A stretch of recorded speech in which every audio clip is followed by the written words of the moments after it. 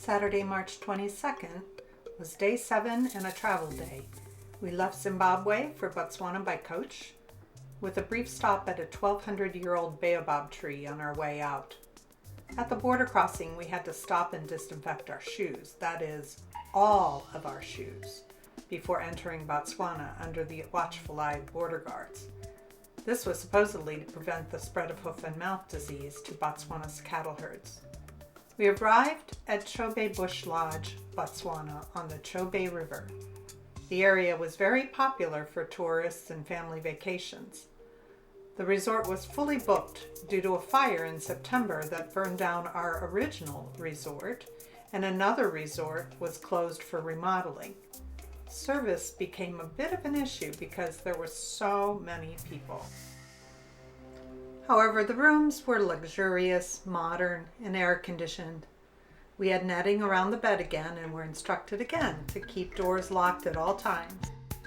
The daytime temperatures were now getting into the 90s, so we kept things closed up. The grounds were well manicured and protected by high-voltage wire fencing, but you can never be too careful. We tried to stay cool as we patiently awaited our tour jeeps to pick us up and take us on our first afternoon game drive. Everyone was outfitted and properly prepared for the adventure.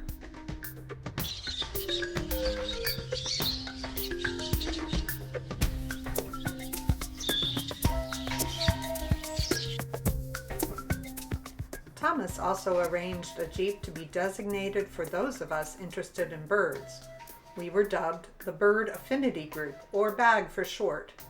Joe was our guide and bird expert. The drive took us along the shores of the Chobe River, which separates Botswana from Namibia. This was also our first sunset game drive, and we saw our first hippo grazing on land and elephants grazing in water.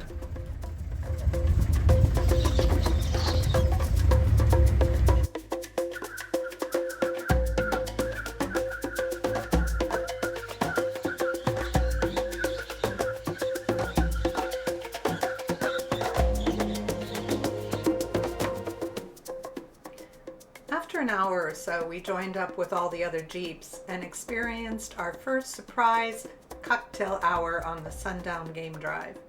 The drivers and staff from the resort set up a full bar and snacks. By now, we were making fast friends with everyone on the tour. Poor Dustin was the bug magnet, but he found a way to deal with them.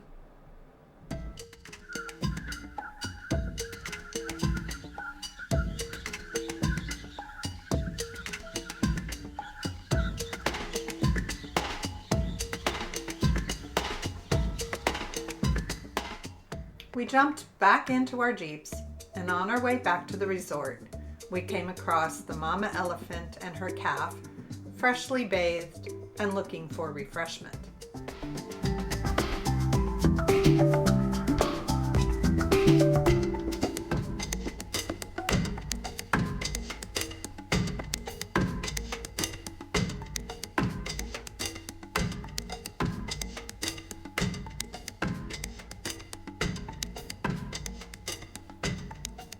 The mama is very protective and positions herself between us and her calf.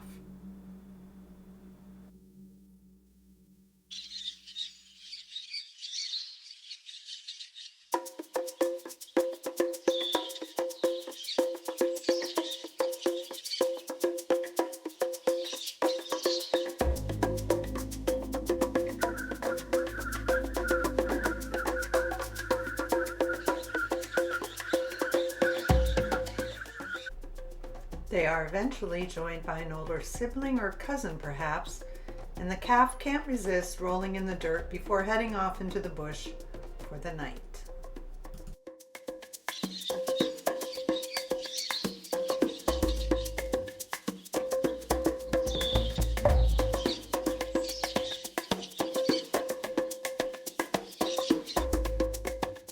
As we continue, more elephant appear out of the bush, crisscrossing the roads looking for more to eat. Our first dinner at Chobe Bush Lodge was a buffet under a tent with grilled meats and fish cooked over wood fires, cast iron Dutch ovens, and a salad bar. Every dinner started with a hand washing station and a glass of champagne.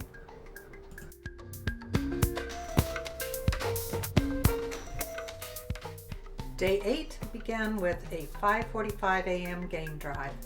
As the hippo headed to the water, we came upon troops of baboon by the hundreds.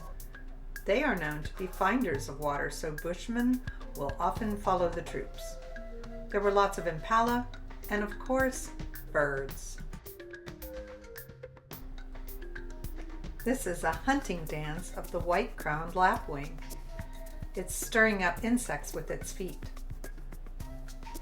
I added 9 more birds to my list that morning. The bag jeep was having a grand time.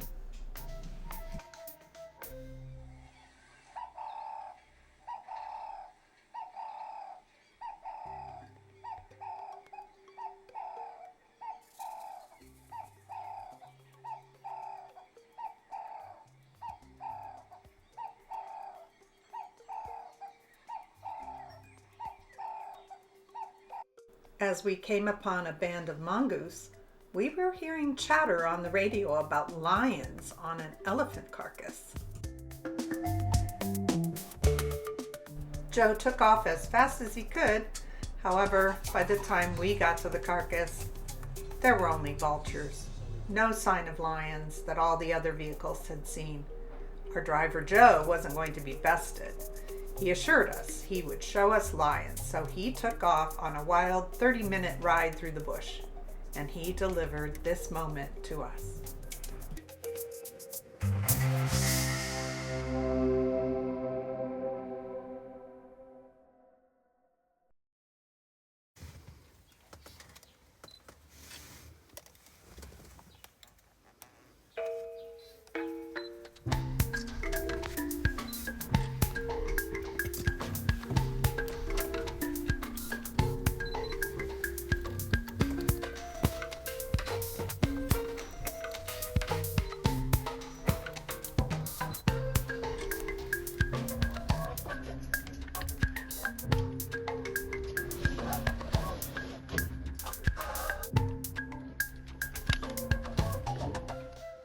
There were 3 new cubs and 1 yearling, perhaps an older sibling or cousin.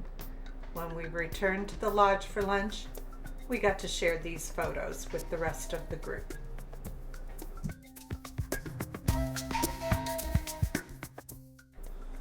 We also caught a glimpse of a jackal scavenging on the carcass as well as we returned to the resort.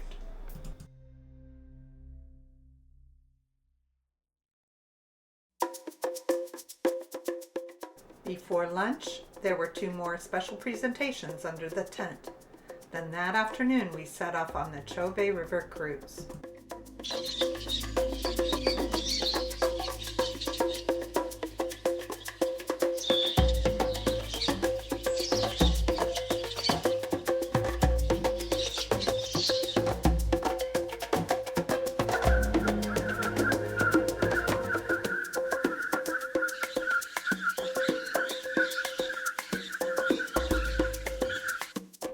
Chobe River boat cruises are some of the best ways to see many of these animals.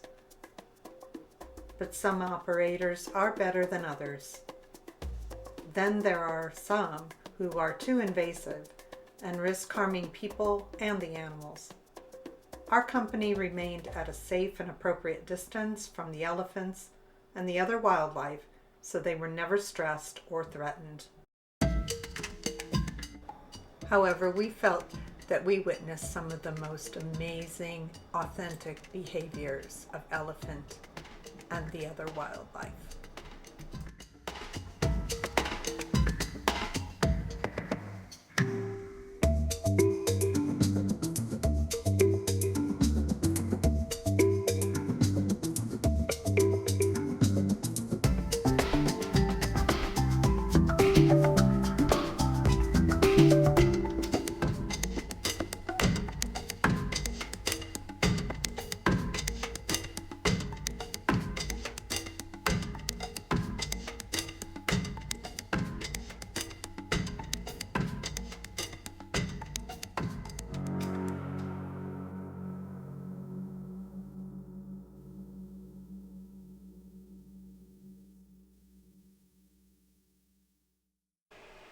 That evening, we returned to a plated dinner in the lodge restaurant. On day 9, we took a boat ride from the resort across the Chobe River to the Impalila Island village in Namibia. This added a bonus 5th country to our trip. On the way there, we saw 3 decked houseboats that serve as floating B&Bs. The village of 200 people were living the traditional lifestyle that included hunting, fishing, farming, and raising their own food. Calvin was our tour guide and docent for the island village. He talked about the buildings, the social structures, their technology, and the use of the land and natural resources to build their community.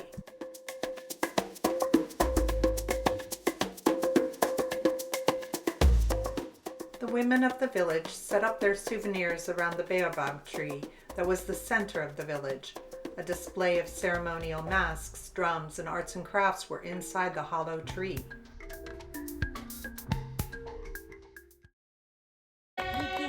They then greeted us with a song and dance.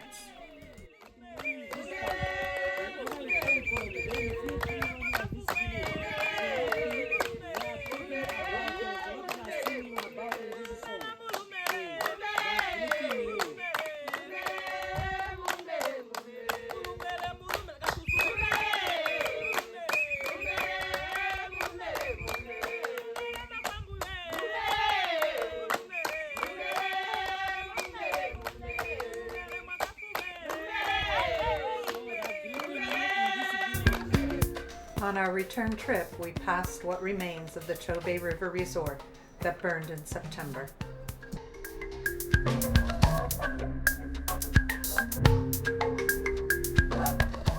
With the afternoon temperatures in the 90s, we opted to take a break that afternoon. We hung around our room in the AC, and I did a little local birding and photography.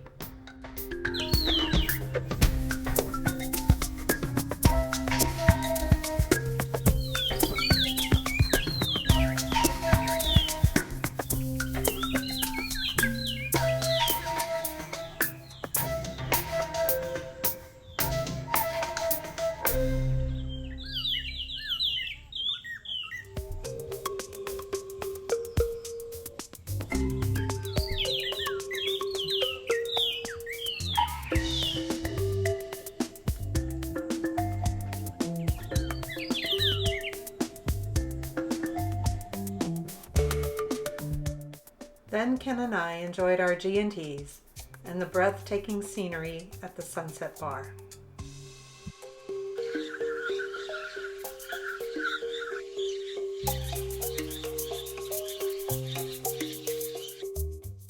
When the others returned from their excursions, they shared some special moments they encountered that afternoon. We all gathered once again under the tent to enjoy a buffet dinner before retiring for the night. Tomorrow we leave for Zambia on the last leg of our tour. What could top this? You'll have to watch the next video.